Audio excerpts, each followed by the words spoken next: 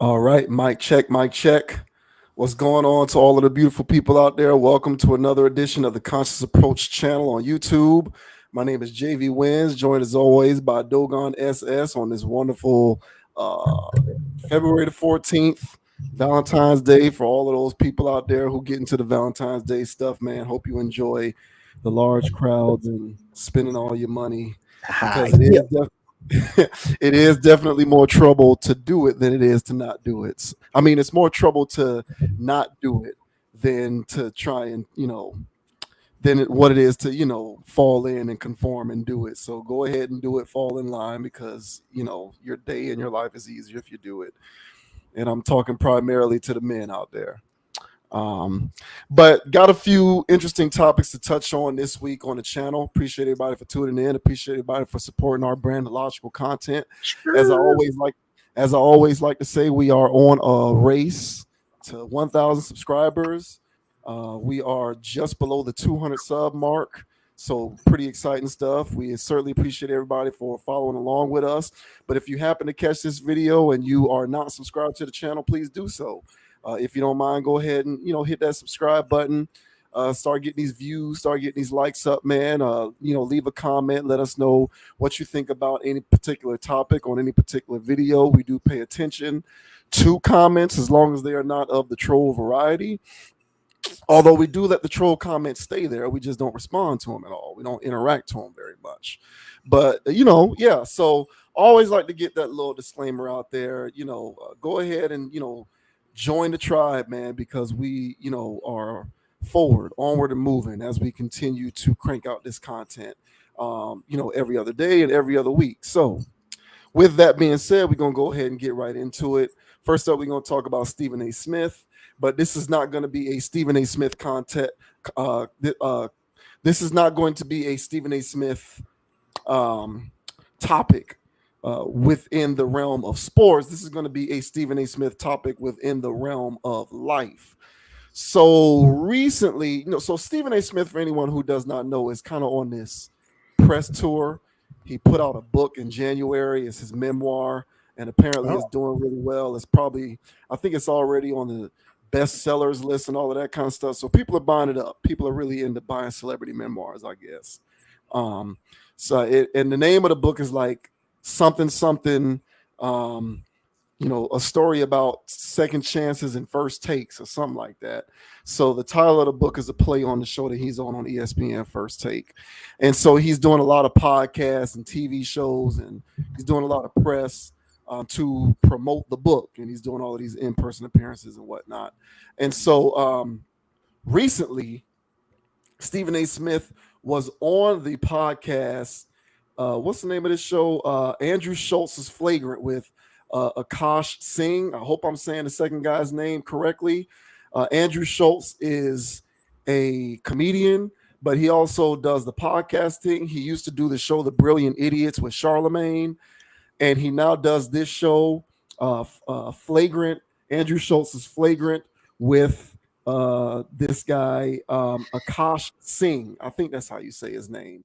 And Stephen A. Smith was a guest on that show talking about one of the things that they touched on during the show was Stephen A. Smith talking about why he never got married, or why to this day he remains someone who's never been married. And Stephen A. Smith is like 53, 54 years old, something like that. So this was some interesting stuff. Stephen A. Smith talking about why he's never been married, or why he never got married, or why he continues to remain unmarried. So this is a good quick little snippet from that show that we will go ahead and expound upon once we play this. So I'll go ahead and play it now. Stephen A. Yeah, Stephen A. on marriage. And relationships get broached to Stephen A. Smith often because I guess people just can't seem to wrap their brains around a guy who is successful as he is and as old as he is and has never been married. People think that that's odd, even though it's not. Um, but it is what it is. So he's often probed with questions as to his relationship status. But to his credit, he's never been shy about answering some of those questions, as long as it doesn't, break the fourth wall and get too inappropriate. So With that being said, we'll go ahead and play what Stephen A. Smith had to say real quick, and then we'll talk about it.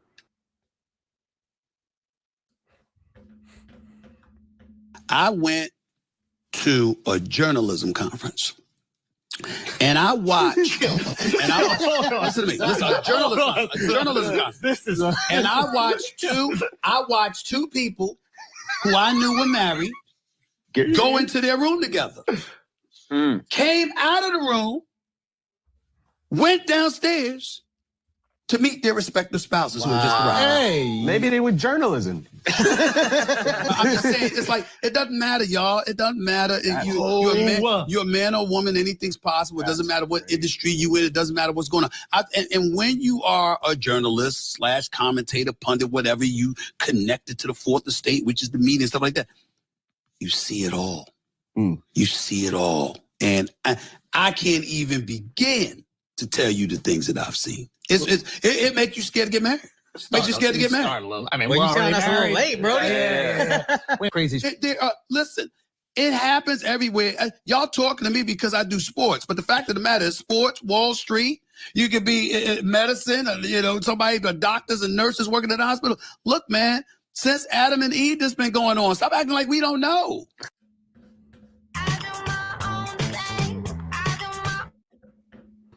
Wow, Stephen A.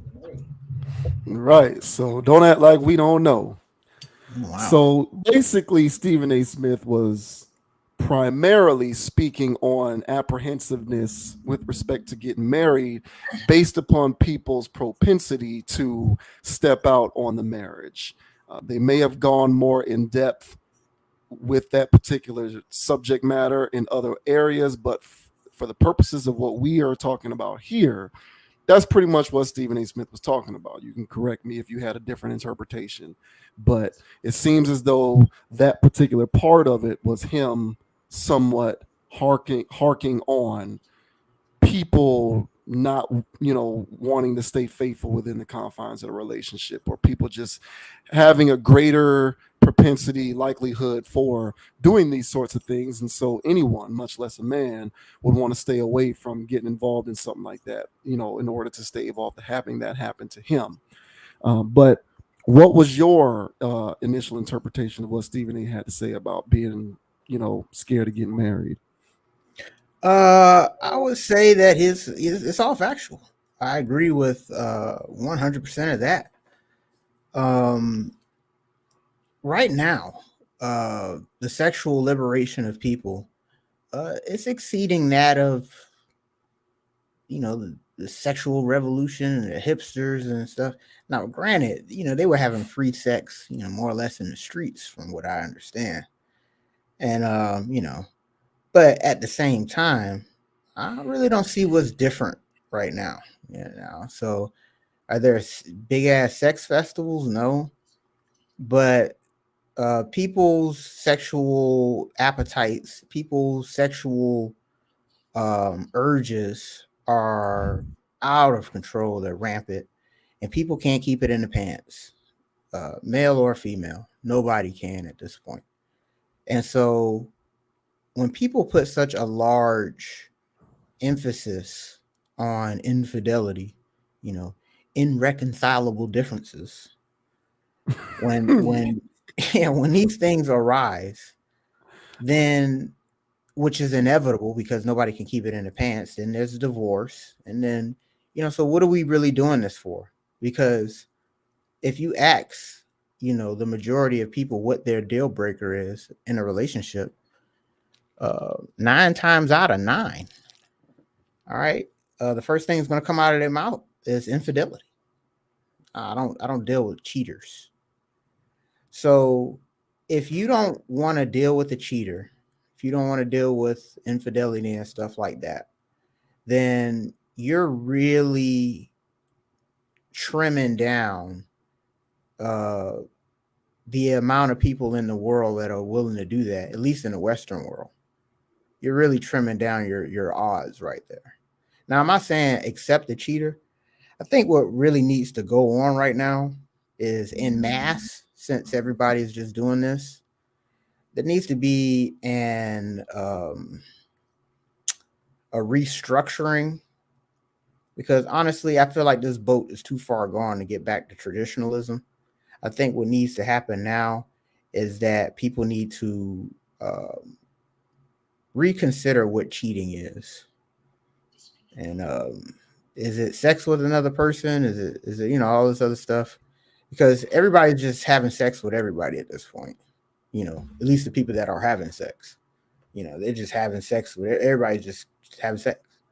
So getting married in this market, and you are going to break up with your woman for cheating, or she's going to break up with you for cheating. It sounds like a setup, and especially if you're somebody of the caliber of Stephen A. Smith, who everybody knows his name, and his bankroll goes farther than the average man. He's gonna have fun with his life. So I don't see why a man in his position would get married or see the need to. So yeah, I agree with him wholeheartedly here, and I think the main baseline reason is people are too animalistic with their sexual desires. They can't keep it in their pants, and yeah, infidelity is bound to happen at some point. How about you, sir? Do you agree with Mr. Stephen A. On this one? Yeah, I agree with him, and it's unfortunate. Like our society is weird. I find myself more and more mystified by it each day. Um, we talk about how much of a struggle, and not we, I mean people in general, talk about how much of a struggle modern relationships are because we approach it from the mindset of traditionalism, but from our behaviors and our actions, we approach it from a modern standpoint. And so those two things clash. You can't think of it traditionally, but still want to live in it from a modern sense. Like those two things kind of don't make sense. And I do agree with you. I think we're looking at a situation in which we're going to have to make a choice here. Um, we're either going to have to stop being lazy, or we're going to have to reassess what certain things such as infidelity and cheating actually mean and how consequential and damaging these things actually are. Like we're going to have to make a choice. Right now we're trying to have it both ways though. Right now what we're trying to do is say, you know, sex everywhere, everybody's getting it in, everybody's doing their thing, but oh, we're married, so you can't cheat on me and I won't cheat on you. Like we're trying to have a big too. That doesn't make sense to me.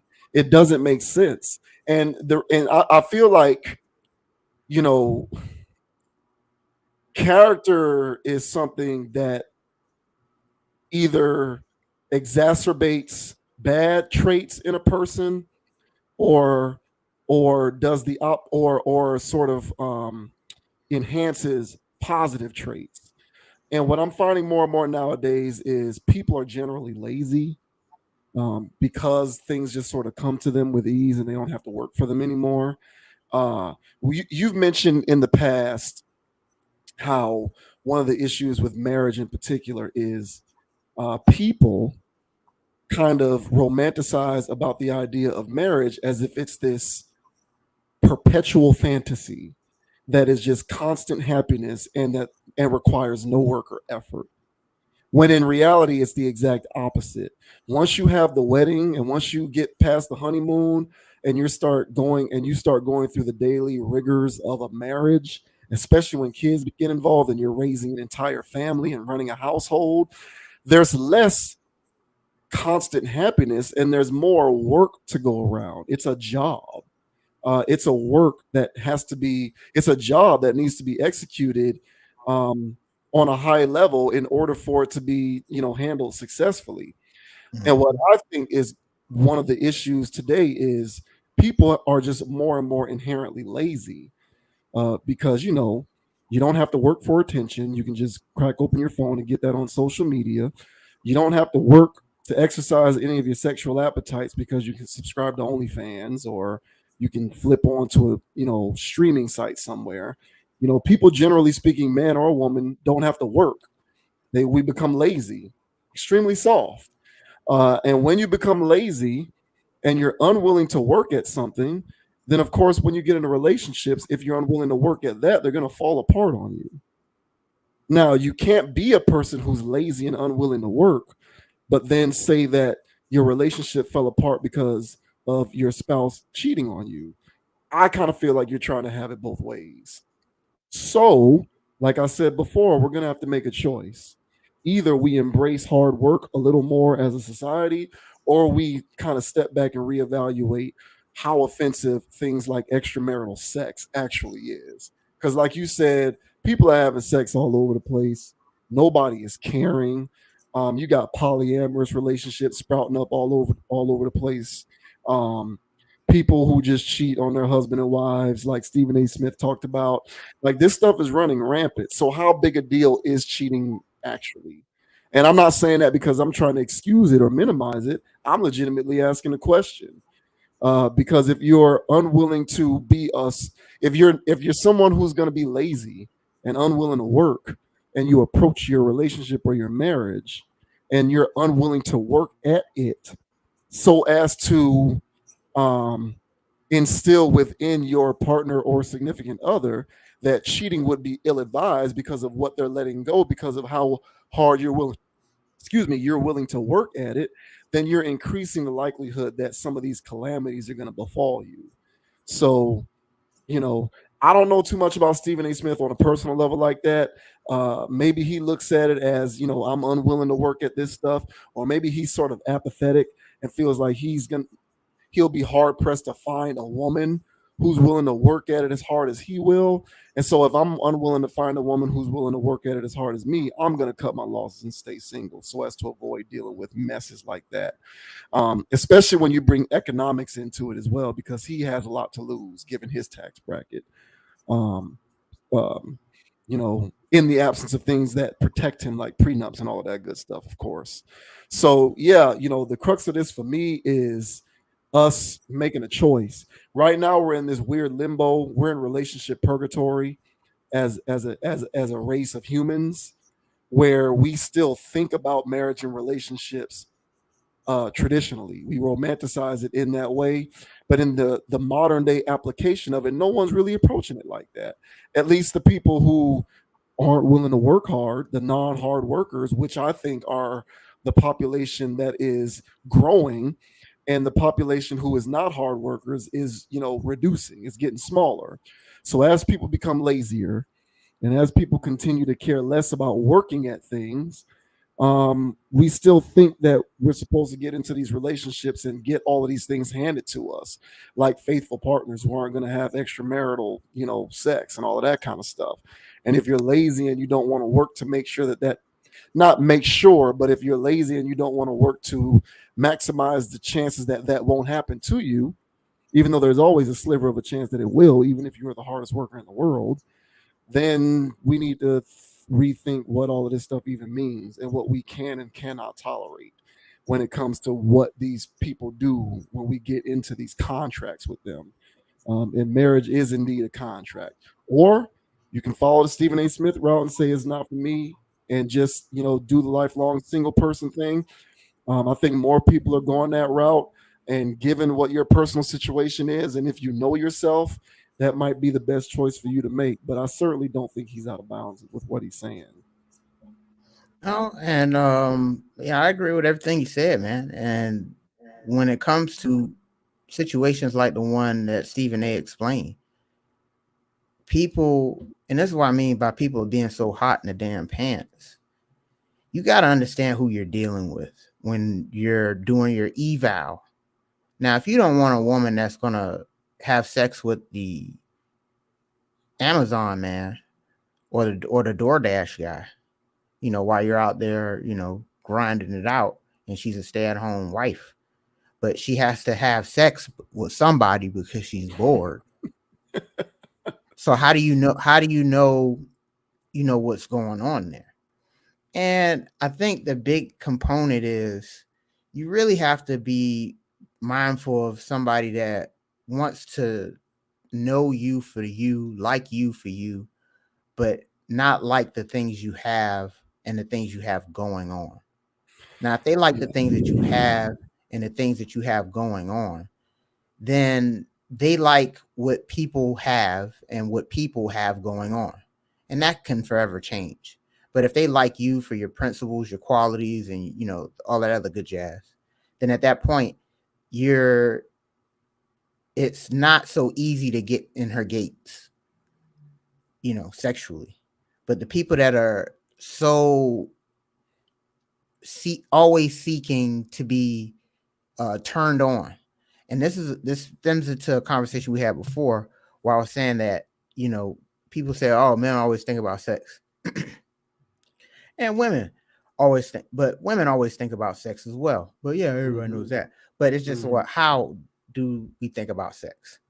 And men, when we see a woman walking down the street or whatever, and something's jiggling the right way, we'll look at him like, yeah, goddamn, I wonder what that would be like for a spin, whoop de whoop, yada yada yada. We're not trying to have a life with this person. We're not trying to upgrade with this person. We just say, hey, that's a nice little jiggle there, but I'm happy with the stuff at home. The difference between a woman when she's attracted to a man is that she's attracted to what he's got going on better, in a sense of a lifestyle, how this guy could probably take care of me. And so, better than this guy, or this guy's he's got a better car or whatever. It's a different type of thing. And you say, well, that's not sex. Well, it is. It's a form of, it's not like actual intercourse. It's like what turns them on. And if you talk to a woman and whatever, she's going to tell you that she has to be turned on by the guy in order to be in the mood to always be having sex with him.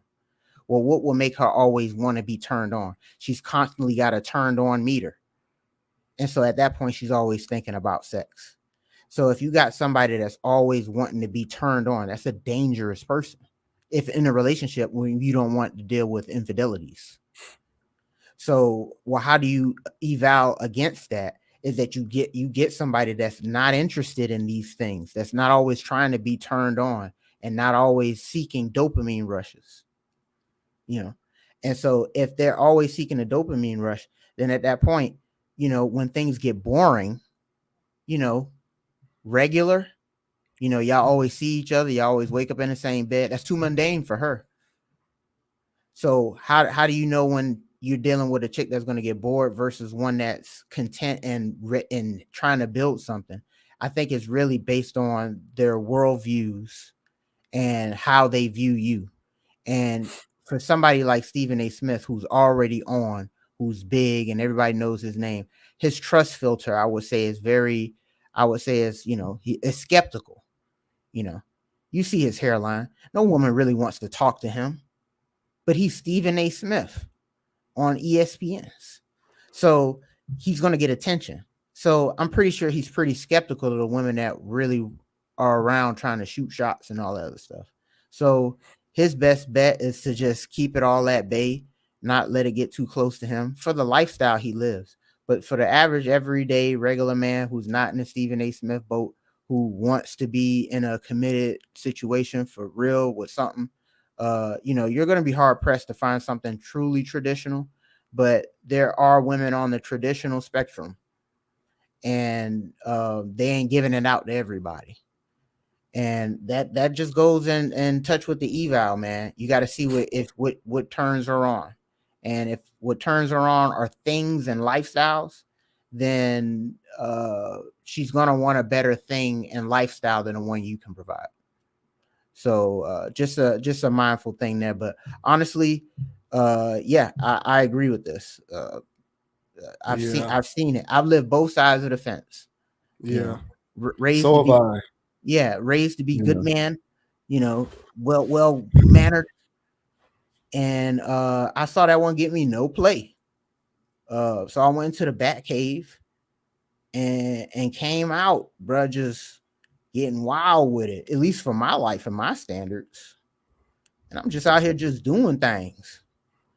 And while I'm out there seeing this stuff, I'm really realizing that, hey, man, these people that put up a front the other people, I know what they got going on behind closed doors. And it's the most unassuming people. So yeah, from Stephen A saying that he's seen it all, because I'm sure he's got access to people in Hollywood and he's been to all kinds of parties and rigmaroles. So he's seen it all. So like he said, so why trust it? So yeah, definitely conversation I like to have another time when we're dealing with infidelity. I'm sure somehow, some way it'll pop up again.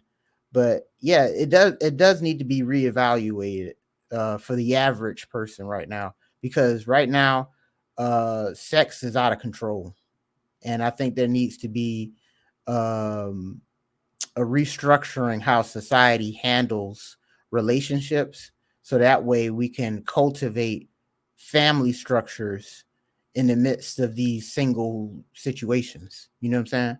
So if Yeah. things are restructured culturally that way, because we're already off a fucking cliff. So it's best to just build anew. And I think a new way would be to stop putting so much emphasis on cheating. So I don't have all the solutions, but hey, it's just a thought, something to consider.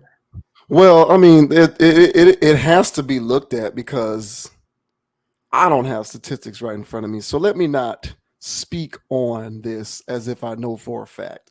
But I would imagine that a good percentage of all divorces Mm-hmm. are cited by irreconcilable differences, which oftentimes that irreconcilable difference is somebody cheated on somebody and the other person can't reconcile it.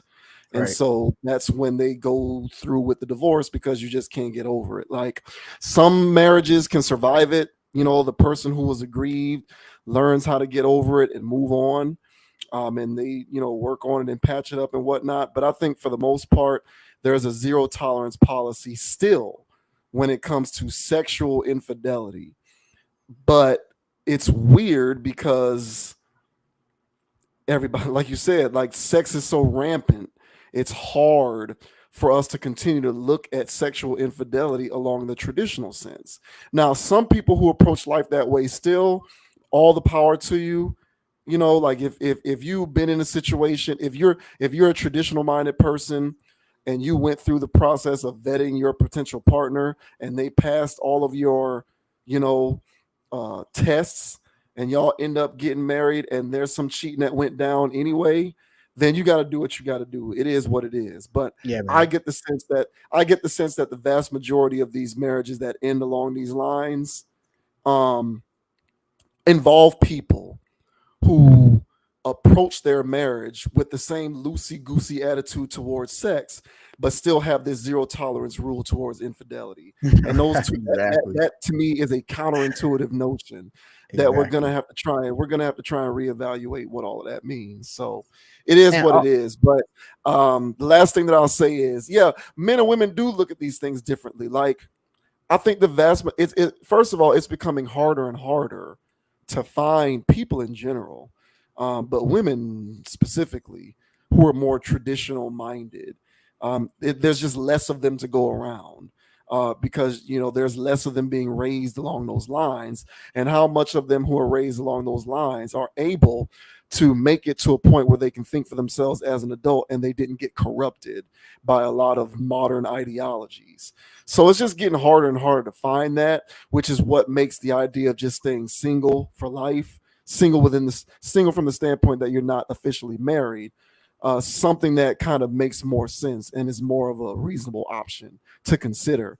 Because women act on what excites their emotions. That's what I like to call it. Like you brought up, like, the turn on factor. right, right. And I look at, yeah, and the way that I look at the turn on factor is women are triggered into action, especially with respect to men, based upon how excited their emotions become. And those emotions can be excited by a litany of things. It can be, a guy's his mannerisms. It can be his stuff. It can be different things that just excite a woman's emotions. It can be something as simple as if a woman likes tattoos and you're a guy with a bunch of tattoos and those excited her emotions, and the guy she's with doesn't have tattoos. It can be anything, from something small to something big. And so whenever you're dealing with someone who doesn't know how to keep themselves, who does not know how to adequately control their behavior when their emotions become excited, you run the risk of being violated by this person. Exactly. So the vetting is a real thing that you got to look at. But at a certain point, this is Adam and Eve stuff. And this Adam and Eve stuff is being confused by modern ideology when it comes to how we look at sex juxtaposed to how we look at traditional relationships. And something's going to have to give. Yeah, agree 100. And I'll say that my last point, for women. So for women, they having a lower body count in situations like this makes sense, because women's orgasms, if I'm not mistaken, I forgot what it was called, whatever chemical thing that goes off, but it's similar to heroin or something like that. And, when they actually have orgasms. And so for women out there who get that high from having orgasms from whatever, the lifestyle, they always got to get that friction going on down there. When she's in a situation and she's been getting the same friction for 5 years, but she knows that there's varieties out there, and she's going based off emotions, what spark it and got it, all this other stuff. It's a recipe for disaster. So lower body counts, you genuinely lower body counts, not low body counts because of female incelisms, but actual genuine low body counts because that's not how they feel about giving a body out. Then that trend should carry on when they have to not have sex with anybody else but one person. But if they're used to hopping from D to D, what's stopping them now when they get married? The flip side of that, a woman's going to say, well, so you're saying it's okay if a man cheat? Hey, I'm not the one who made the rules on this planet. I didn't make these rules. Men don't like women who have other men. Period. Women like men who have other women. Mm-hmm. I didn't make those rules, and y'all vouch for that.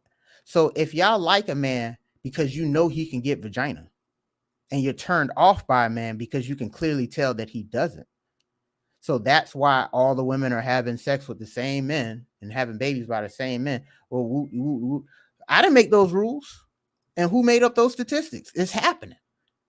When women have choices, these numbers are happening. So I'm not making this up. This is what nature is choosing. So, hey, if I'm in a situation with a woman and she finds me attractive and she likes me, she's going to be less turned off if I go out in the streets with her or whatever, and women in the sexual marketplace do not find me attractive. She would be turned off by me at that point. She wants to know that her man can get other women. I don't know what that is. I'm not a woman. So since we're opposites, that's the thing. So you can't sit there and go apples to apples. It's not. Men are apples. All right. Women are apples, because they're fruit. And men are vegetables, man. They're a little tart and disgusting at times. But that's fine. But we're opposites. So, yeah, man, just really needs to be reevaluated. People need to look at these dynamics when dealing with masculinity and femininity differently. And I think that, enough people, with mature mindsets, I think that we can get at least some group of people to actually have sound and stable relationships, because I still think it's functional and possible, or possible to have functional relationships. So Yeah, Yeah, man. I hold out a slimmer of hope, but it's getting rougher It's rather. okay, man. It's Yeah, I great. think I've said before that one of the greatest tricks the devil ever pulled was convincing the world that men and women were the same, and we're not the same. And so Mhm. these things like, these female rappers who rap about their body counts and they're proud of it, who rap about dating in a masculine way, who talk about how cool it is or how much they're validated by having all of these other dudes on speed dial. This kind of stuff that's permeated down into the masses and has people in regular society acting out this stuff. That's a byproduct of this modern trend that's been going on now for, I would say, the last 5 to 10 years, which is trying to convince everyone that men and women are the same and that sexual neutrality is a thing that exists when it doesn't. It never has. Like, we don't operate by the same rules. Men and women are not the same. And now I am not saying that one is better or superior to the other. I'm literally saying they're not the same. You're They're right. inequitable. We're not the same. So people need to get off this stuff thinking that we're the same. And we take these mentalities into relationships and then it all blows up. Because I think at our core, we still understand that there are certain things about all of this that's kind of all the way wrong, even though socially we've accepted it. So we get into these relationship situations and these marriage situations carrying all of this negative psychosis, and we end up feeling violated because there's something inherent in that act that made us feel some type of way about that. So yeah, we can sit around talking about how it's all about smashing this and smashing that on both sides, high body counts, all of this kind of stuff, and what I got going on with this or that. But when you get cheated on, there's something that's speaking to you that's like there's something that feels wrong about this. So like I Right. said, there's a choice that's going to have to be made. Either we understand the work that goes into having these things not happen to us, or we just reevaluate what cheating even is. What is sex? How seriously do we look at things like sex outside of a relationship? Like, how much attention do we continue to pay to this? Because we're double talking it right now. We're having it both ways. And I think Mhm. Stephen A. Smith just escapes the shrapnel by just staying perpetually single. And that's his decision to make. It is what it is. At the end of the day, all Yeah. the man wants is peace anyway. And now that is shrapnel. Yeah. That is Yeah. And that's one of his words that he likes to use a lot. Shrapnel of criticism. Stephen A. Smith loves saying that. Shrapnel of criticism. Yeah, man. Good luck, Reevaluate that good luck. cheating. Yeah, good luck, Stephen A. Man. Don't let him knock you off your square, man. You stay single, man. You Do can your afford it, thing. that's for sure. You ain't Yeah. tripping. So all right. So next up, we're gonna talk about Olivia Wilde and some social media backlash that she incurred after people interpreted a social media story that she put out where she was thirsting for ASAP Rocky. So I only find this interesting because of the presence or perhaps lack thereof of a double standard. So we'll play this real quick because this kind of made me chuckle. And I was low key happy to read this. I honestly was. So Olivia Wilde, she's a Hollywood actress. She directs movies. She stars in movies. I think a lot of people might know her as the wife in the Quiet Place movies. She's been in a bunch of other stuff too. And then, of course, everybody who pays attention to this channel already knows who Rihanna and A$AP Rocky are. So, not going to go down the history on that. But apparently, Olivia Wilde posted something to her Instagram story in which she commented on how hot she felt A$AP Rocky was. And people went at her for being thirsty for another woman's man. So, this story is from page 6. It says, newly single Olivia Wilde calls A$AP Rocky hot, tags Rihanna in cringy posts. This may cause some effing problems. Olivia Wilde called A$AP Rocky hot on her Instagram story Monday and tagged the rapper's pregnant girlfriend Rihanna before deleting the post mere hours later. Quote, if I thought he was hot before, this really put me over the edge. The Don't Worry Darling director wrote about a video of Rocky filming Rihanna during the Diamond Singers Super Bowl, whatever that number is, halftime show. Sorry, guys, I don't keep up with the Roman numerals. Many fans found Wilde's caption to be cringy and questioned why she would brazenly tag the couple who have been dating since 2020. And then these were some of the comments on Twitter, because obviously the way trolling works is she posted it to Instagram, but social media trolls are always on call, right? So somebody saw the story, screenshotted it, and then posted it to Twitter. And everybody got in on Twitter because people just don't have enough things to do with their time than to screenshot some person's Instagram story and then repost it on Twitter. You damn weirdos. These damn trolls are something else. Damn weirdos. Hey, but these man, were some of the comments that they made. She's living up to that last name of hers. One Twitter user quipped, "This is so inappropriate." Another wrote, "She needs to chill ASAP." A third person tweeted. So this is what the story looked like. So ASAP Rocky was in the gallery at the Super Bowl watching Rihanna perform, and he was, filming it. They're together. They have a child together. And, Olivia Wilde put that on her story, commenting on how hot she felt ASAP was for doing such a thing.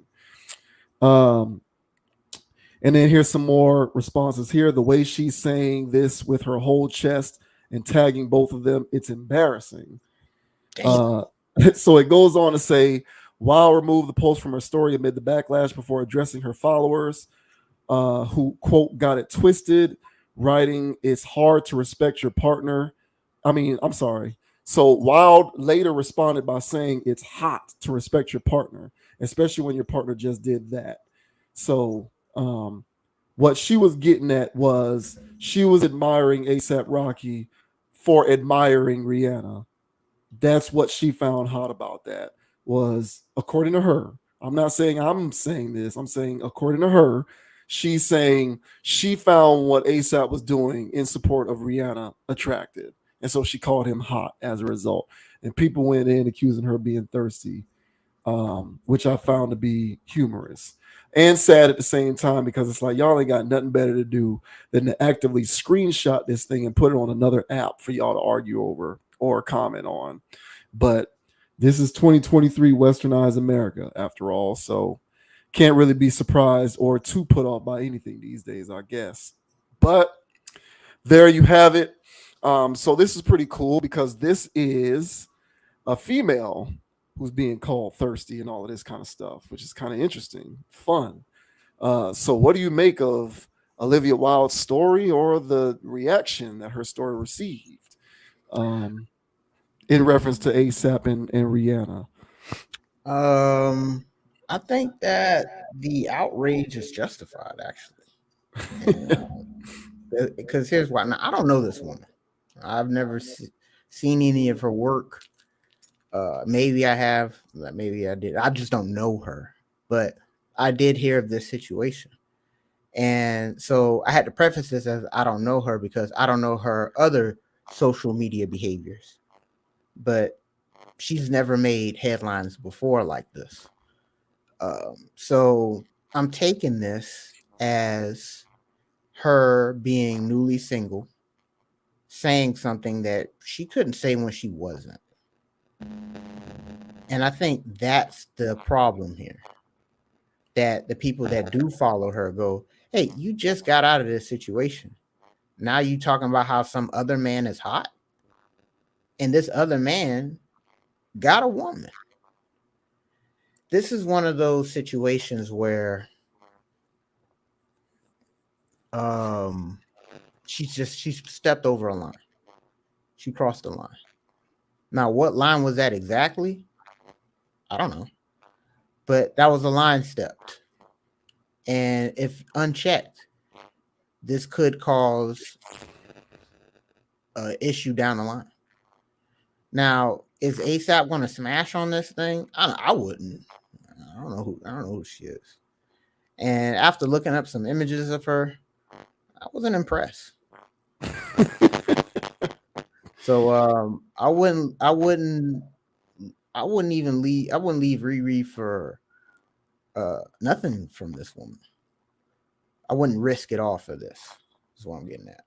So initial thoughts here. I feel like she was thirsting. Especially if she doesn't have behavior like this in the past. And this was one of those things where somebody walked into your house and you invited them in because you allowed it, and then they put something in there. Hey, can I put something else in here? Hey, can I put? Next thing you know, they done move something in. And it's best to nip stuff like this in the bud instead of allowing them to keep stepping over lines. So she can take a step back and claim that that's why it was. Well, that's why she did it in the first place. And that's why she worded it the way that she worded it in the first place. So she can have a way out. So, there's trolls out there that's going to sit there and screenshot it and upload it to the internet because who else follows this woman? But they saw it. And I agree. So, I don't know. One thing, bro, maybe you got to try muting your mic, plugging it in, plugging it back out because I'm hearing a little feedback coming from your end. So, but yeah, so okay, yeah. Try muting it first. Yeah, and then try like unplugging it and plugging it back in because it's like staticky. But yeah, so Rihanna, I didn't even know that he was still with this girl. So I'm happy for them. I'm happy for him. I think they're both quirky, and I think it works. So mic check 1 2 1 2. Are we good? Oh man, we're Gucci. So yeah, man. So do you feel like the backlash was unwarranted, or do you think that maybe she was thirsting a little bit? Based on the conversation that we just had, I'm gonna have to say that it was unwarranted because everybody for everybody out here. So if we have such a laissez-faire, lackadaisical approach to stepping out on relationships and marriages and all of that kind of stuff, and she put that post out there, then who cares? Because everybody's for everybody. Of course, I say that sarcastically, but I just don't like trolling. Like, principally, I think it's annoying because I'm just like, find other productive things to do with your time than to sit here and screenshot this post and put it on Twitter to talk about. But if we're going to have a traditional mindset when it comes to the sanctity of relationships, then I'm going to say perhaps what she did was a bit out of bounds. However, there is also the chance that she just didn't like. I try to be reasonable and take people at face value when I am not given evidence to think anything different. There's nothing in her history necessary. Well, let me not even say that because I don't know. As far as I know, there isn't much in her history that suggests that she has messy tendencies. But I could be wrong on that. If there's anybody who watches this video who is aware of her and what she's done in her past when it comes to personal situations, feel free to let us know in the comments. I know that she had some kind of thing going on with somebody that she was in a movie with. And before that, she was with one of those guys who was on SNL, and they got 2 kids together. But in terms of her being messy with respect to a kept man, I don't know about that. And she did tag both of them in her story. So it's not like she put that out there and just tagged ASAP. She tagged ASAP and Rihanna when she did that. So if she was trying to be messy, I would think that you wouldn't tag the woman, that you would just tag him. But hey, that's just me trying to be reasonable. No, that's fair. That's fair. That's a good angle right there. Yeah, so she did tag both of them. But here's my overall point. I was amused and rather pleased that she did get the backlash for this simple reason. When a guy does that, he gets raked through the coals. he gets absolutely destroyed. So like and by absolutely destroyed, I mean no one spares an expense, men or woman, at the opportunity to dime a man out for being thirsty towards a woman. The first time there's a guy who's creeping in some actress's DM, like let's say one of these celebrity guys or one of these athletes, these rappers, one of these guys like this tries to go into a Hollywood actress's DMs or is trying to holler at or something like this. If that information gets out, that guy is gonna he's gonna have to go through an embarrassing contrition. He's not gonna have to be contrite, but he's definitely gonna get raked through the coals for being a dude thirsting after a kept woman, for being a thirsty man. Because that's just a thing that we do. Let's embarrass and belittle men because it's a man's world and y'all have been getting off for so long. So whenever we find y'all doing something wrong, we're gonna go after you. So anytime a guy slides in DMs or gets caught being thirsty or thirsting after another chick when he's knowingly in a relationship or is married, like the trolls come out of the woodwork to dime him out for being thirsty. And it can even it doesn't even have to be a famous woman to whom this is happening. It could be podcast guy. I think I mentioned several months ago one of those fresh and fit guys was trying to fly out some IG model who's based in California to be on the Fresh and Fit show, and he said something slick to her in the DMs, and the first thing she did, because she was so offended by it, was she put him on blast by posting the story by posting the DM exchange on her Instagram so that everybody can see how thirsty this guy was being, because all these dudes out here so thirsty. So my thing is, if we want to sit here humiliating, making it literally making it an American pastime to embarrass men for being quote unquote thirsty, then let's also make it an American pastime to embarrass women for being quote unquote thirsty, because women do thirst as well. Perhaps not at the rate that men do, because, and I've talked about this before, men are ridiculous with their own self-control issues. But the point is, yes, if we're going to do this thing, make it a free-for-all.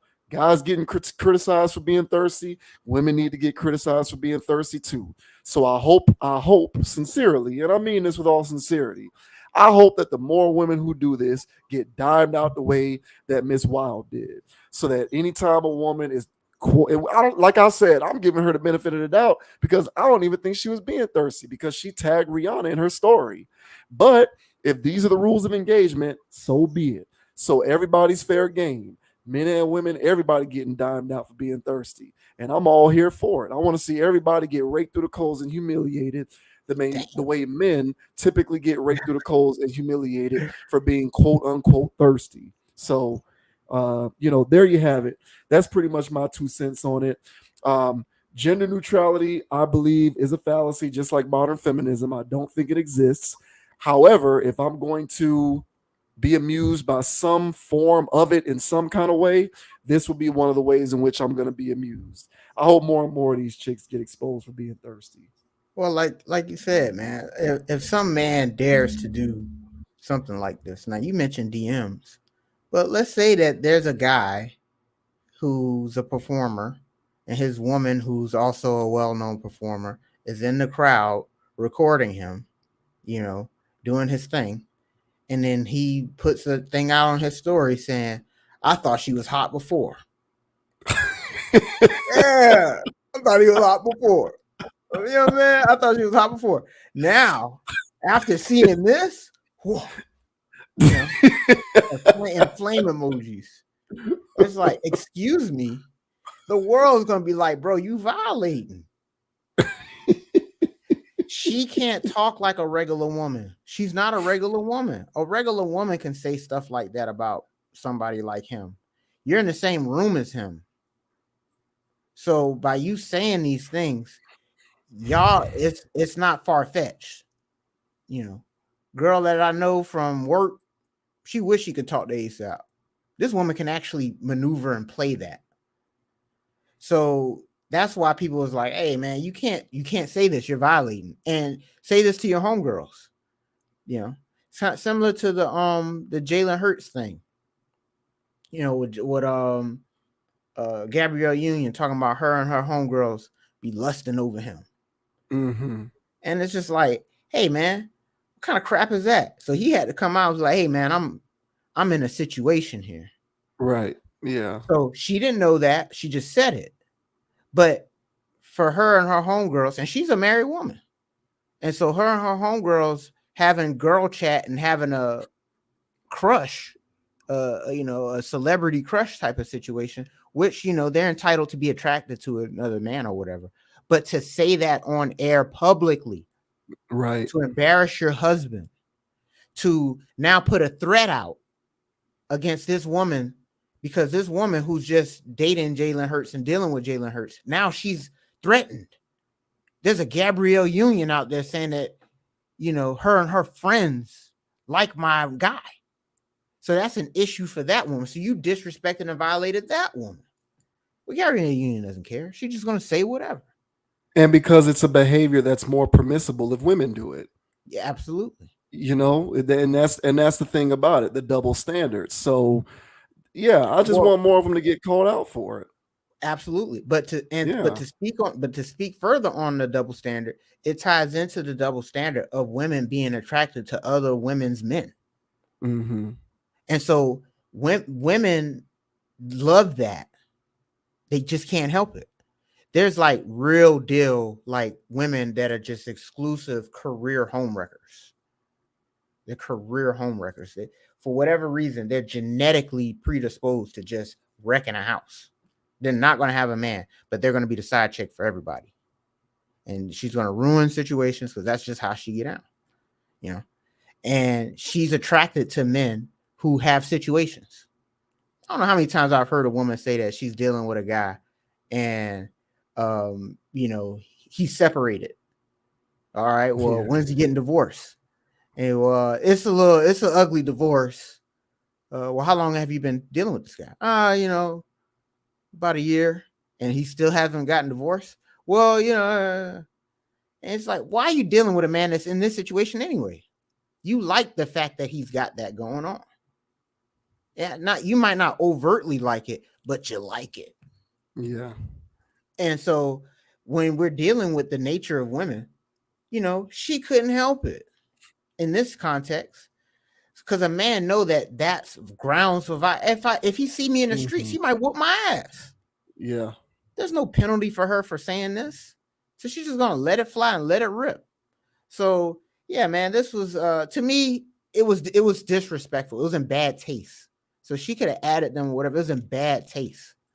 And the internet, of course, they're gonna, make it bigger than it really is. But I think the call out of her violating, it was necessary. And like you said, hey, there's two sides to this coin, and women do violate too. And it's about time that we call women out for their violations as well. I agree with that because there's too many things that we let slide because it's like whatever. And it's like, nah, but you know what? And if we really want to change what's going on right now, we got to start holding people accountable. And behavior like this can't go unchecked because she's a female. Yeah, because she's a woman. Yeah, right. Yeah, that's my whole thing is women been thirsting too, but it's permissible. Now, part of the reason why it's permissible is if it's the other way around, even the mere perception, or not perception, but just even the mere idea of there being this thing, like what you said Hurts had to come out and publicly state, hey, I'm in this situation, because even the mere idea that there's something going on with that, a man has to account for that. Right. But on the other way around, women don't have to account for that. Women don't have to come out and make statements saying, hey, I'm happily married, or I have my boyfriend or my husband. We just accept it as old men just gonna thirst. Exactly. And we just accept it as if women do it, you should sort of be grateful that they did that or something. Whatever the case is, whatever the rationale behind the double standard, the point is there's no penalty that women have paid for this kind of behavior. So my thing is, bring it on. If we're gonna do this to men and shame them for, and I don't even use words like thirsting unless I'm talking about it within this context, because my whole thing is, what is it? What did he do? What did he do? because women do the same thing. So if And we're they're gonna call, thirsty. so if guys are gonna get called out for this stuff, and guys get called out for thirsting for women who have boyfriends, women thirst for men who have girlfriends. We're gonna call them out too. So all things being equal, I'm good with it. Let it fly. Call it Let out. it fly. Let it fly all day, every day. Cause they do it. Trust me, they do it. I've been a recipient of it.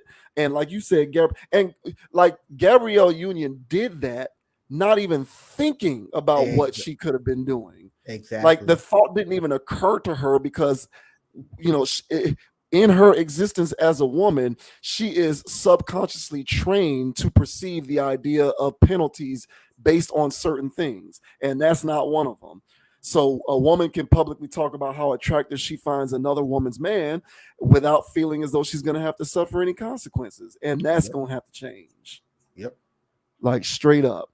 Agreed. So, I still think trolls are disgusting, but let's have all the trolls in every situation. Bring them out. Bring them all out. Call her out. And then because if ASAP does that, they're gonna call him out. So let's call out these women for doing it too. With the quickness. Yeah. They wouldn't even hesitate. Wouldn't hesitate. Mm-mm. All right, lastly, we're gonna talk about Flaming Man, Shannon Sharpe, man. Shannon Sharpe has been on a tirade as of late. Man, we got Shannon Sharpe almost getting into fights with Dylan Brooks at a Lakers game. The Lakers was playing the Grizzlies and almost started fighting Dylan Brooks. I don't know what Shannon Sharpe going on. Shannon Sharpe is venturing into get off my lawn territory for real. Like Shannon Sharpe nowadays, when I see Shannon Sharpe, the phrase young whippersnapper just keeps rolling around in my head because I feel like Shannon Sharpe is going to start talking like that at this point.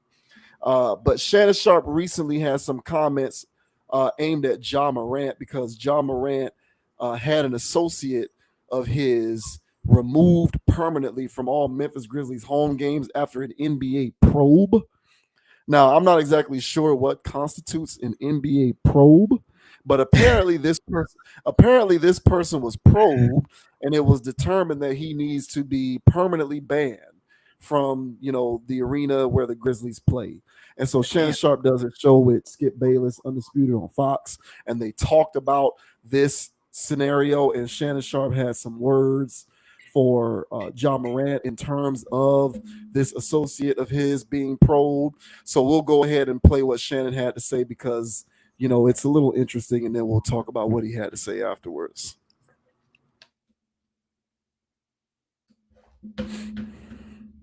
Situation. I wish Ja would realize that he's not a thug. Ja is a really good basketball player. Ja did everything he could to lift himself and his family out of this type of environment and to get away from this. And for some reason, he wants to surround himself with these type of people. Why? Bro, you not hard. That's not your life. People that in that life would give anything to be in your life. Great point. For some reason, you are worth 30. You got a $200 million contract, and you want people in the NBA to think you hood, to think you gangster, because you roll with these type of people. Bro, you putting yourself in harm's way when you don't have to. Nobody looks at you, John, and think, man, that's a thug. He hood. He down. He bought that. You not. Stop pretending. All you do is yap and talk about, I'm going to let him live to see another day. I'm going to do this. You're not going to do nothing. What you're going to do is get yourself in trouble, put yourself and your family in harm's way when you don't have to. Just play basketball. If you want to do all that chirping and all that about y'all good, how great y'all are, even though your record indicate since you made your statement, Dylan Brooks made his statement, you've been awful.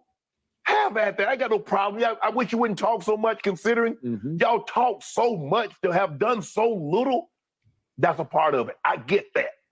But this, what you're going about, pretending like you down like that you tote, that you carry, bruh, you putting yourself in harm's way. And it's not a good look for you. Stop this, man. This is not you. You played basketball to get out of this environment. You could have, I guarantee you got homeboys. You say that's your fam. You tweet out that's your fam that probably had talent like you, but they chose that life. Bro, you need to let that go. because that's not you. It's not. You pretend like you hard, but you're not, Ja. You opening yourself up. You're putting yourself in a position you don't even need to be in. And for what? For street cred? Come on, bruh.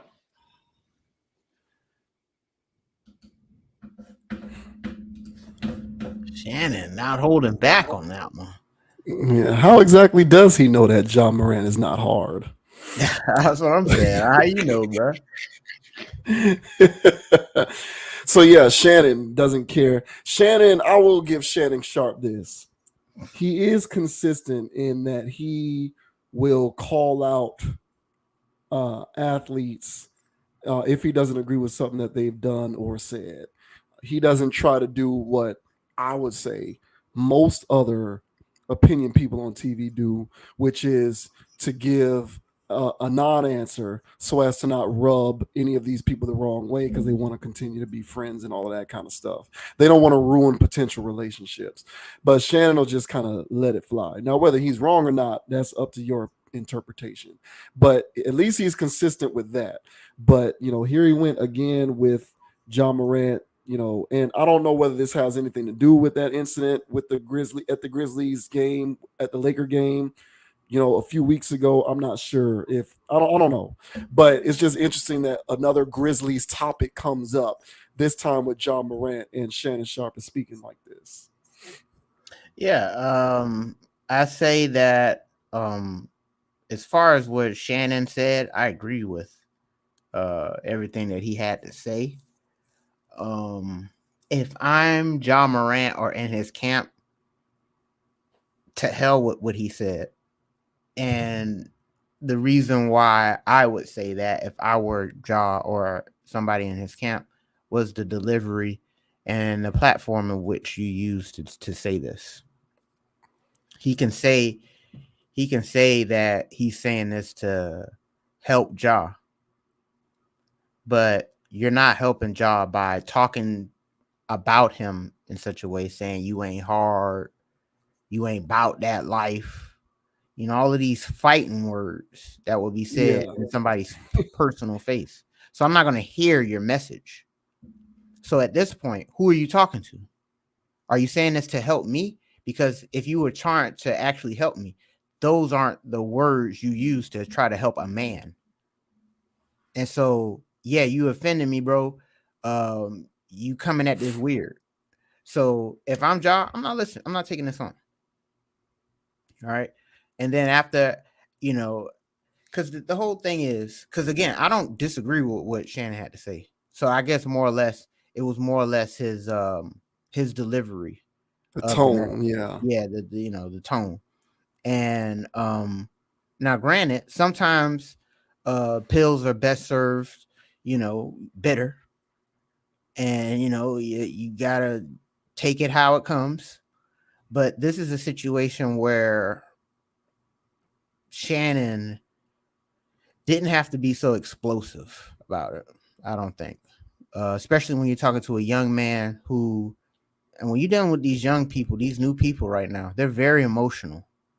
You really have to speak in a way where you're not infringing on them. Now, there's a difference between coddling and other things, but just communicate with them. Because these kids now, they are a more evolved version of us. And when we were growing up, we just wanted explanations. We didn't need because I said so. We just wanted explanations. These kids want more of an explanation than we did. So if you communicate with them and you talk to them instead of through them or over them, then they'll be more inclined to listen. So if he was really saying this to help Ja, then I felt like he would have came at this a lot better for the mature man that he already is. But to me, this was TV. It was soundbite. He wanted to be more explosive. He likes the pub that he gets from because I don't know what he's doing outside of embarrassing himself. And because I have a great deal of respect for him and how he's carried himself up until 2023. And that's not good. That's not a good thing for his brand, at least for me, because I'm a cool dude and I like cool, chill people. And I felt like he was always that. Was he a little extra? Yeah, I always blamed it on the yak, you know. So I was like, hey man, he sipped a little too much. But the LeBron dick riding is on an all new level. I didn't think he can take it to a new height. He's taking it to a new height. Sideline shenanigans, on air beefing with Skip.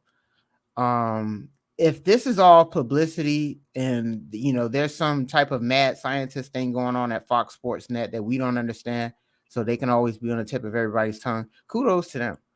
But if this is just Shannon and both Skip just unraveling before our eyes, it's a wild concept, man. It is definitely wild. But I agree with his message. I do not agree with the delivery.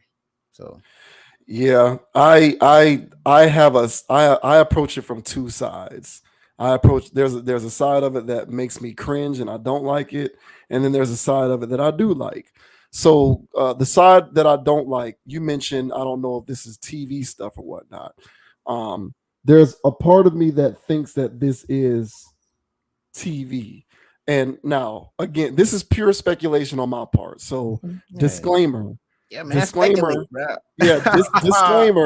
Disclaimer. This is JV Wins reckless speculation. Yeah, okay? Get into it. JV Wins reckless speculation. So, part of this makes me the part of this that I don't like is that it seems like a production that is made for TV. So I have my very limited understanding of how these types of shows work is the hosts of these shows have the opportunity to suggest topics that they're going to do on any given episode. That's right. So like Stephen A. Smith on First Take has a lot to do with the topics that they bring up on the show. Does he decide all of the topics? No. But as the guy who's the headliner, Stephen A. Smith can be like, hey, this happened. I want this to be one of the segments on today's episode or on tomorrow's episode. And the producers and everybody, they make it happen. And then you watch it and then they talking about it.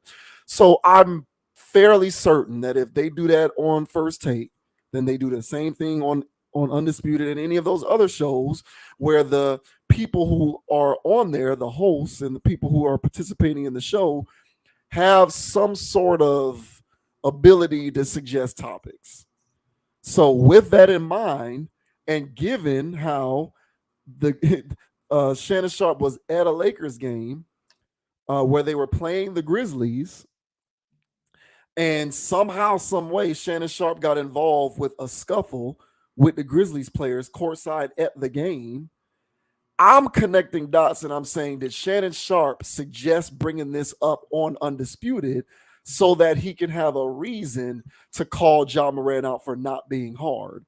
Because if you're paying, I'm just saying, like if you're paying attention, like because I was watching the game, yeah. So I was watching the game when this went down, and it was the main people involved was Shannon Sharpe, and then it was so Shannon Sharpe and Dylan Brooks was the main people, but then Ja Morant got involved and Steven Adams got involved. Those were the only Grizzlies players that were really involved with Shannon Sharpe. So I'm sitting here and I'm saying to myself, nobody else is talking about this. Like, you know, between all of the sports shows that I watch on a daily basis, no other show brought this up, this thing about Ja Morant and some person that he knows being the subject of an NBA probe and they got kicked out the game. No one else is talking about this. No one else talked about it, but it was on Undisputed. I kind of don't think that's a coincidence.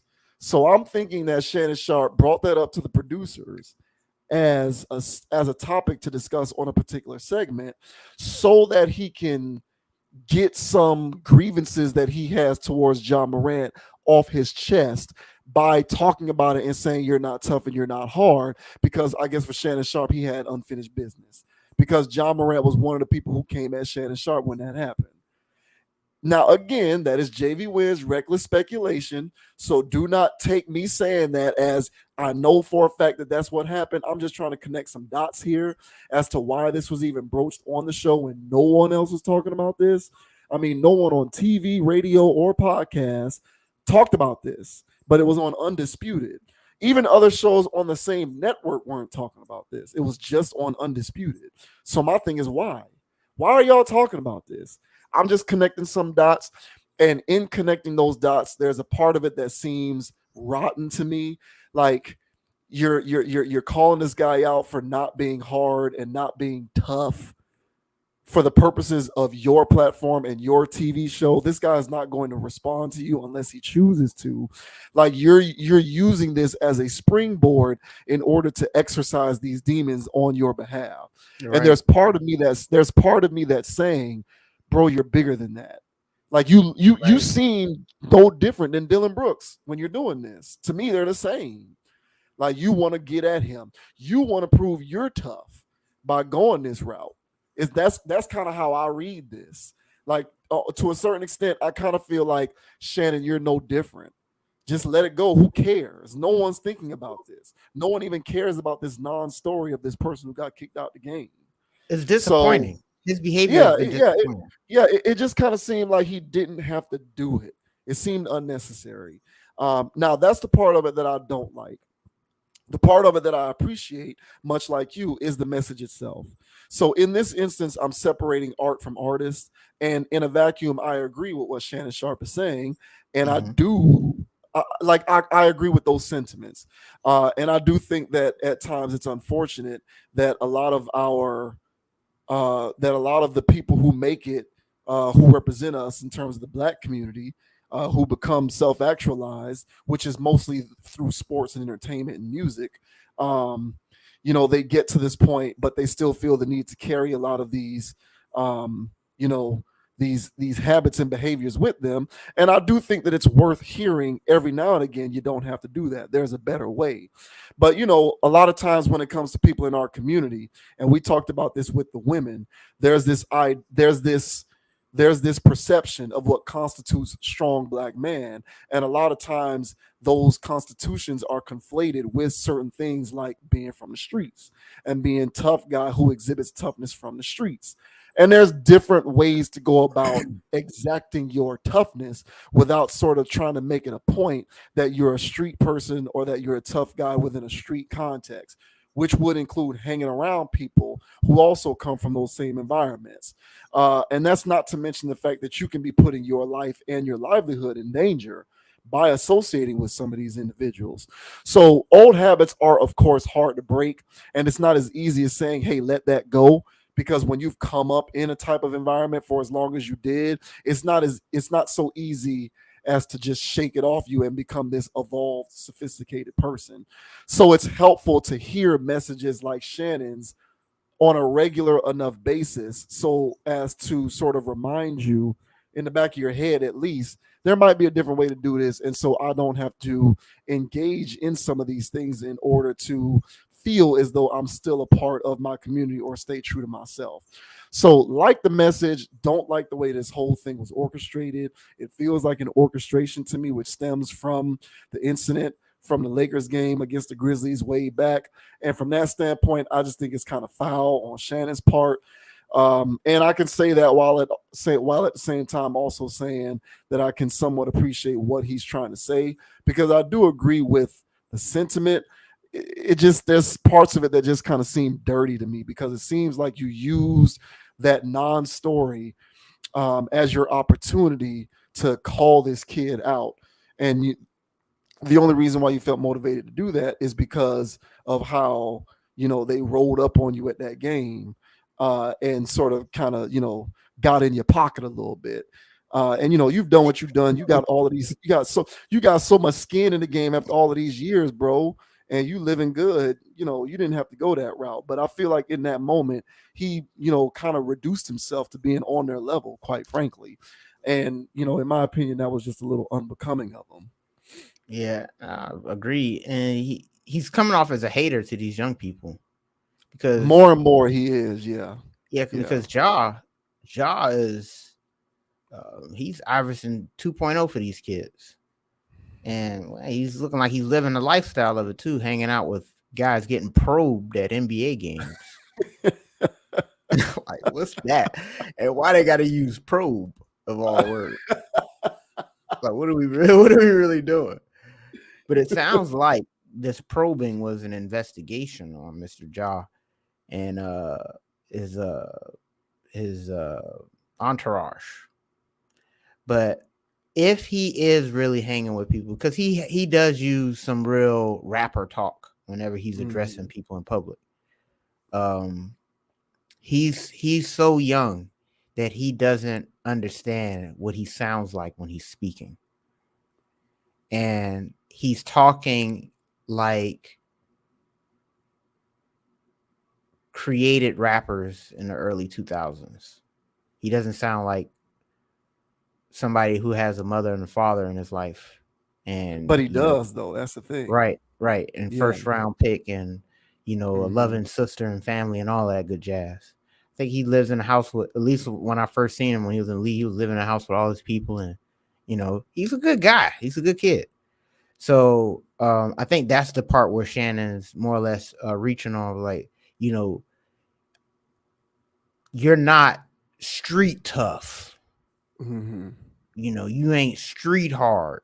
Those street hard guys are damaged humans. And you're not that. You just listen to one too many rap songs. Yeah.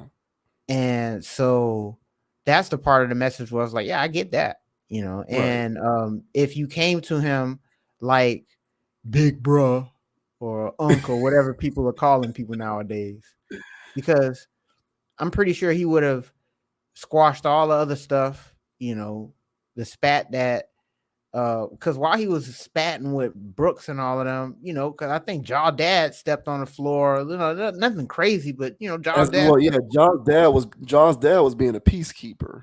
Right. And so it's still a thing where it's just like you're talking about this person. That's the thing. People are having conversations on the internet like us, right? Like people can't hear it. Like other people can't hear it. Now I'm gonna stand on what I talk about now. All right. But at the same time, you have to be mindful that you have a broadcasting thing. And like you said, Fox Sports, if they talked about it at 6 o'clock in the morning, they're gonna talk about that all the way till 1 p.m. Mm-hmm. They're recycling the same thing throughout various shows. Yeah. But over here, we got to talk about how soft Ja Morant is. I can't jive with that. Like you said, it's a little sus. Mm-hmm. So it speaks to pettiness from his side. But I'm telling you, man, when you drinking that alcohol and this is your life, it's at some point, at some point, you're gonna make alcoholic decisions. And the decisions that he's making are alcoholic. And they come and speak into the sense of, I'm pretty sure he was drinking some yak the night before, the day before that. I'm pretty sure when he was at that game, he was all slizzard up. I'm pretty sure he hits the air all, all greased up too. So I'm not saying he was drunk that day or drinking that day, but just because once you have been drinking and you're just in that mode, you have 6 decisions to make right now, but you're drunk. You're going to make 6 bad decisions. Not all of them, but they're not at the level that you would have made if you were sober. And then now you just made 6 decisions that were drunk. Now you drank again. Now you got to make 5 more decisions, but you're drunk and you're stacking the drunk decisions on the next day. So now you've made 11. Now, it's not 11 drastic things. This is trash you normally pick up. You didn't do it. This is a phone call you normally make, but you didn't do it. This is something else over there that you squandered or messed up, but you normally don't. These aren't big things, but they add up over time. And right now, I think him being so on, he's buying himself. And he believes this new Shay character. Yeah, and he's doing this stuff, and it's just like, damn, bro, you seem so solid. Why are you buying into Shay? But he's running around acting like a character of a person instead of a real person at this point. So if he wants to sit there and have a come to Jesus moment with Ja, he needs to have one with himself.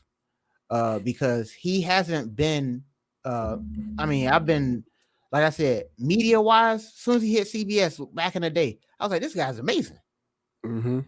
Up until, like I said, this year, where it's just like, hey, you know what, man? What you got going on? Do I have to reevaluate you? Because you're acting kind of strange. So message, like I said, on point, but Shannon, this is more of a Shannon tighten up thing for me more than the Ja Morant, because Ja's a young guy, and hopefully he can look at the Iverson story and the Iverson tale. Maybe he can talk to Iverson, and so Iverson can put him up on game on how he wasted time and years and effort pouring into people who weren't on the same level as him, but because they all grew up together. Now I don't know Ja's situation if this is what he's got going on, but if it is what he has going on, then there's enough stories in the NBA by now for him to take heed from somebody so he can put his life in a different direction where he's not dealing with people getting probed.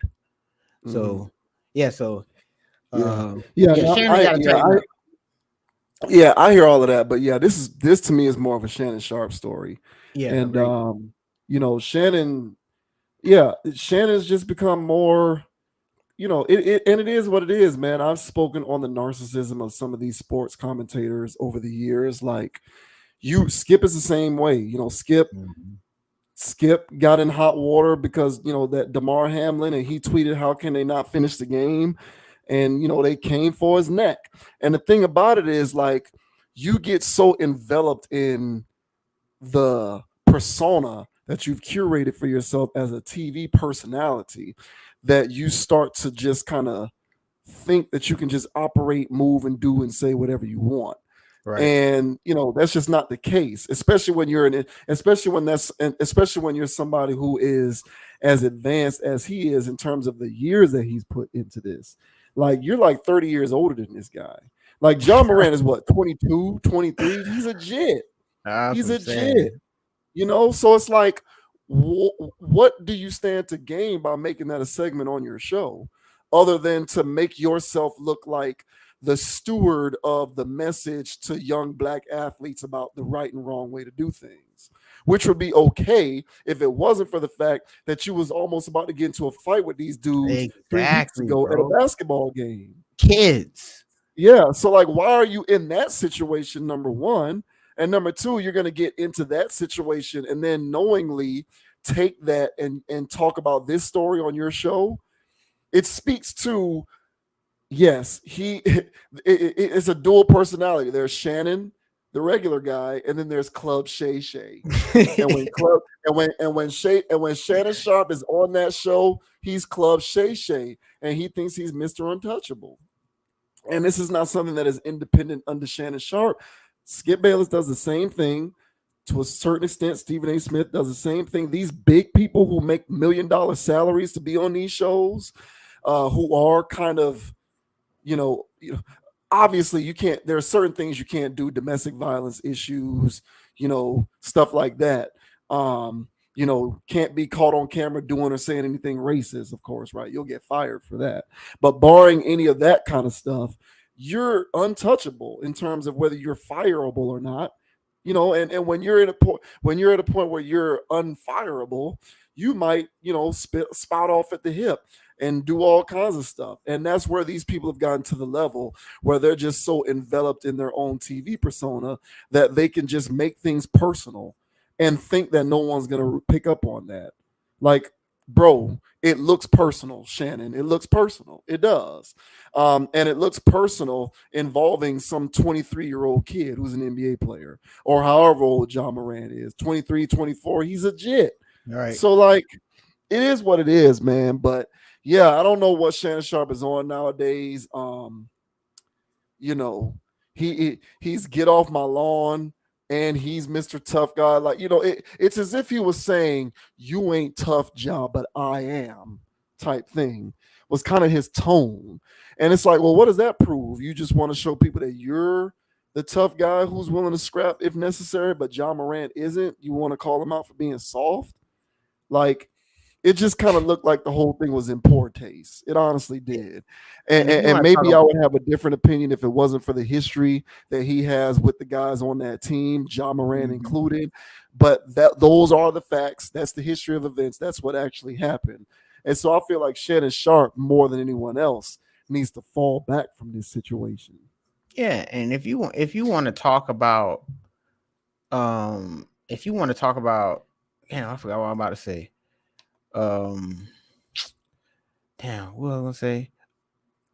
I don't know, but it again, poor, like you said, poor taste, bad look for him. Talking about kids, the Shay Shay stuff, it's too much for me. Yeah, it's too much for me. I don't like the liquor. I'm gonna be honest, and I'm blaming a lot of it on that. But I think that his ego over the years has gotten more inflated, as you mentioned. So yeah, this is just a recipe for disaster, and that's what I'm saying. Like, I think I'm honestly witnessing the unraveling of Shannon Sharpe, the man on his square. Now, I'm not saying he's going to do anything crazy, but he's going to do some stuff. I think that this Dylan Brooks situation, him doing all this barking with people, I don't think it stops here. And I think this is trending behavior for him. Now, again, I don't know what this is doing for their metrics. I don't know what they're doing. If all of this is publicity, and they say, "Hey, man, we need you to turn up." All right. Yeah, I don't know what's going on. I don't know what's happening. But be that as it may, whether it's contrived or not, I don't like it. And I'm disappointed that Shannon would either do this intentionally or not. So yeah, this whole Club Shay Shay, we do something before two something. I don't know what that means. But he gonna do something for two something. And that this is he been doing stuff. Yeah. So enjoy, Yeah, Shannon. I don't know. Maybe Skip Bayless has rubbed off on him too much. I think so. I think he got the Skip bug. He done had too many conversations with him, and now he think he got the sauce of what it takes to be relevant in this sports media world, and it ain't that, man. Trust and believe, bro. So I'm disappointed. Just disappointed. Too bad, Shannon. You know, maybe we'll do better, Shannon. We you know better, you didn't need dude. to, you didn't need to you didn't need to stoop to that, bro. Like, no one was talking about that except y'all. That was the only show in which that thing came up. So that's not a coincidence. It can't be. But whatever it is, whether it's a coincidence or not, it was content for this channel nevertheless, and we certainly appreciate that. So keep it coming, fellas. Right. We've talked about Shannon we've talked about Shannon on this channel before. So Shannon Sharpe as well is becoming a friend of the channel, slowly but surely. Shay. Yeah, facts. But on that note, man, good stuff tonight, man. Appreciate everybody for tuning in. Appreciate everyone who joined us on the stream. As you can see on our ticker across the bottom of the screen, man, we are at a race to 1,000 subscribers. So, as y'all catch wind of these videos, keep on clicking that subscribe button if you're not a part of the tribe. We certainly appreciate you supporting logical content. Keep hitting that like button. Keep leaving those comments. We certainly appreciate that. I am JV Wins. That is Dogon SS. You can find Conscious Approach on Instagram at ConApproach, ConApproach, as well as the approaching launch of the audio RSS feed on all podcast platforms. So be on the lookout for that. You can find me on Instagram at JVWins, JVWINS. And if you happen to be watching this video on the Meta page, go ahead and like the page. Follow Conscious Approach. Go ahead and share the video there as well. We certainly appreciate you supporting logical content as always, as we continue to crank out all of this good content. We are going to keep it moving onward and upward. So join us along for the ride, man. We do this every week, every other day. So love to have you as a part of the tribe. Join the community. Thank you for supporting logical content. Yes, sir. And the name is Dogon SS. You can find me on Instagram at Dogon_SS or on YouTube at Dogon_SS. I'm about to say something else, but yeah, you can also find me on Instagram at Hurricane_Dogon.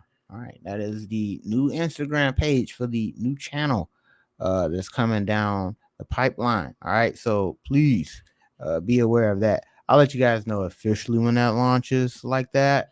But when it happens, go ahead and subscribe over there too, man. Why not? All right. Especially if you're watching this post talk, it done already happened. So get over there. All right. And like we always say, man, or at least like I always say on every pod, man, don't be too high, don't be too low. Keep it calm, keep it chill, keep it player, man, keep it even kill, and then don't let anybody get you off your pivot. All right. And so until the next time, guys, we'll catch you on the flip side. Yeah, that's right. Thirsters beware. Women, y'all ain't off. Y'all don't get a pass no more. Y'all get caught Calling you out. thirsting, you're gonna get raked through the coals just like we would in Yep, that calling same you out. situation. So think about that before you decide that you want to call another woman's man hot on social Yeah. media. And We subscribe to coming the for you. channel too. But on that note, man, we're gonna go ahead and close out. Appreciate everybody for tuning in. Thank you for watching. Until the next video, thank you for supporting the Conscious Approach channel on YouTube. We are out. Peace. Peace.